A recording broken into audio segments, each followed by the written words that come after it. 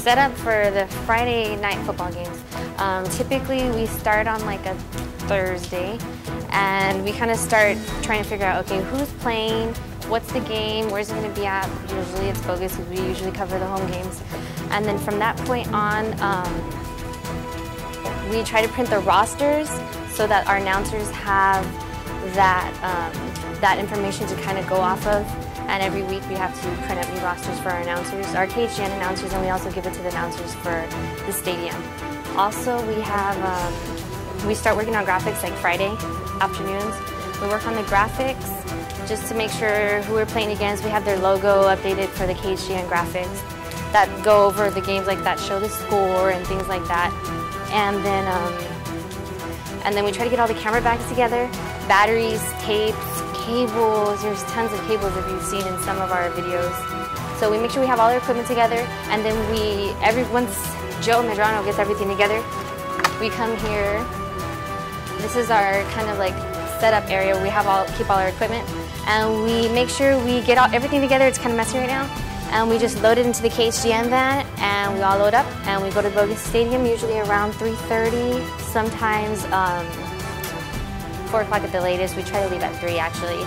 And then we load up to go to Bogus Stadium. Everybody unloads. We all work together as a team, and we do 2 trips. When we get there, we unload the first load of equipment, everything that's going to be upstairs in the press box. We take all that stuff, and then we come back to the KHGN van to get the rest of the equipment that's going to be downstairs on the track. And so that's usually how we divide that. And then we have people who are setting up downstairs, and then we have people who are setting up upstairs in the press box.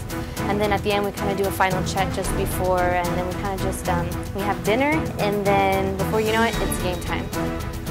So for the Friday night football games, typically we have 4 cameras set up, the director, somebody running graphics.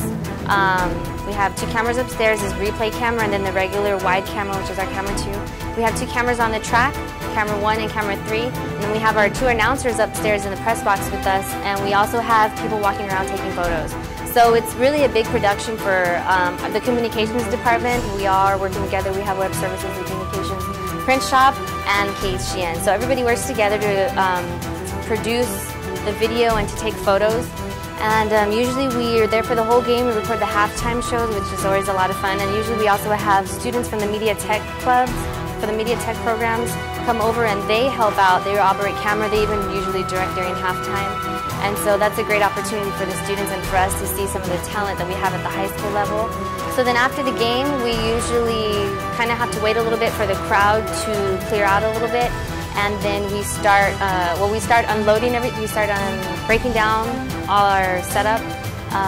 We take everything down. We don't leave anything in the press box. So everything that we carry up in the afternoons on Fridays, we have to take it down. Also, we usually, depending on the length of the game, sometimes we are done at 11, sometimes we're done at 10, sometimes 11:30. So it really just depends on the length of the game, or if it's parents' night, if the band performs afterwards, usually that means that we have to be there longer at the stadium.